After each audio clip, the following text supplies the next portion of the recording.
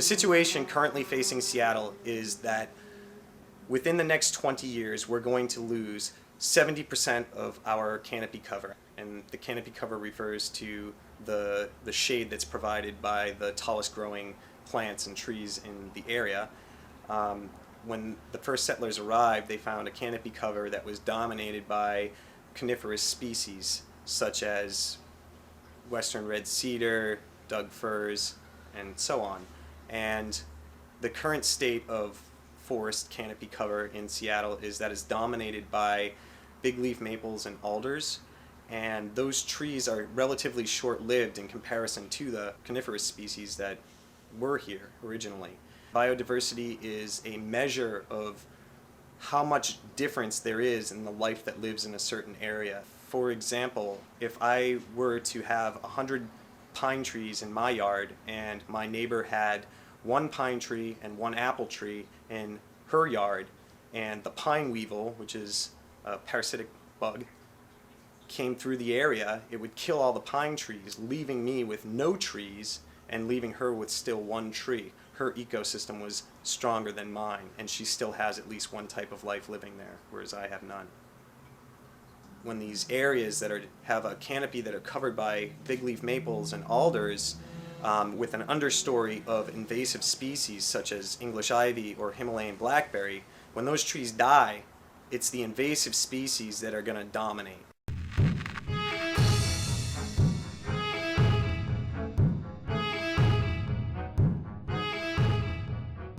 Often, if you don't cut these shorter than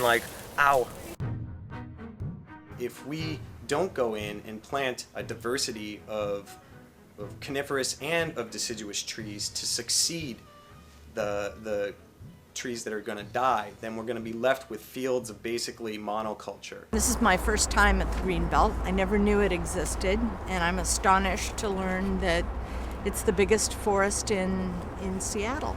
What's a greenbelt? What's the Greenbelt? What's a greenbelt? What? The West Duwamish Greenbelt is located on the west side of the Duwamish River.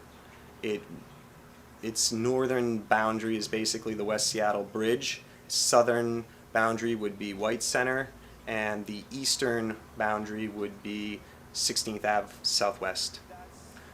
We approach biodiversity in the Greenbelt by going into certain areas and removing invasive species that are dominating that area. For example, we can go into 1 acre where all you can find is blackberry and or ivy, 2 species growing.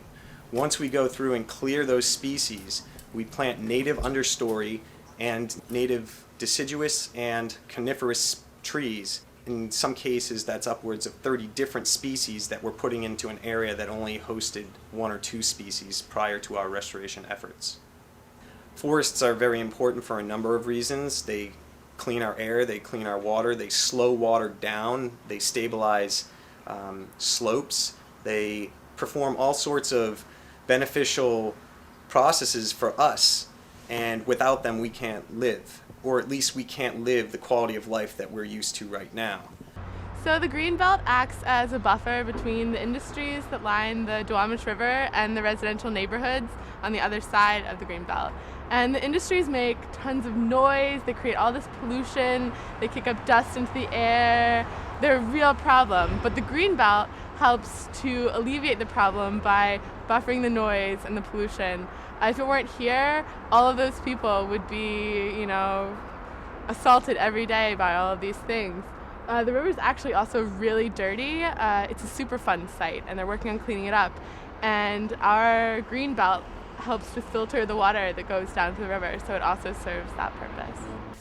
So the first time I ever came out into the Greenbelt was about 6 years ago. A neighbor of mine took me on a walk out here. I'd never been in the Greenbelt before, and I was utterly amazed at how large the Greenbelt was and the interesting dichotomy of hearing all the industry along the Duwamish River and being under the trees and hearing the birds sing and the creeks, the sound of the water in the creeks. And it was at that point that I fell in love with this place and decided that the Nature Consortium would be doing restoration work out here for the lifetime of our organization.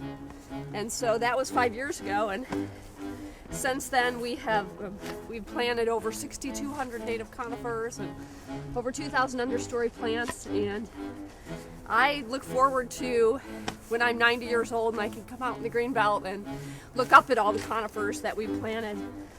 This is a western red cedar, and it's one of the most common trees that we plant in the Greenbelt. It survives very well. It doesn't mind getting its feet wet, but it also does well in the sunshine. So we plant a lot of red cedars, Doug fir, grand fir, Sitka spruce, and western hemlock.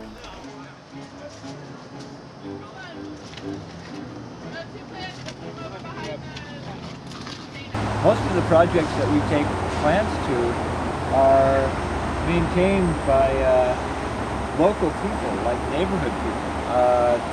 Every one of the restoration projects in a neighborhood has involved people from that neighborhood, and sometimes it's been instigated by the people in the neighborhood who went to the city and said, we'd really like something done here. This year alone, we've had over 2,600 hours of volunteer service out here in the West Duwamish Greenbelt, and that's a lot for a small organization.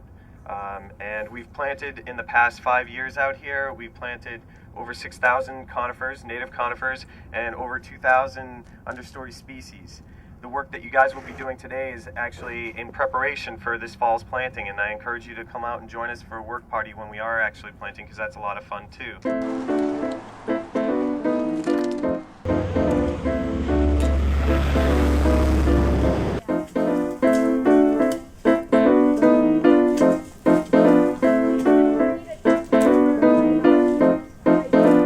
This is the real world, and there's so many limitations. If I could just have unlimited plants, if I could have unlimited access to machinery, it would take far less time to do it. But this is the reality that we face, and this is the value that people are assigning to the natural world right now, and that's the scary part to me. If you went to the store and you purchased something and you paid an environmental fee for those things, then people would start to shop and live differently.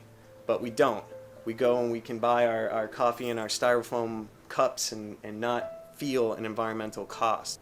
I also think that having green spaces closer to urban areas promotes personal connections to the natural world.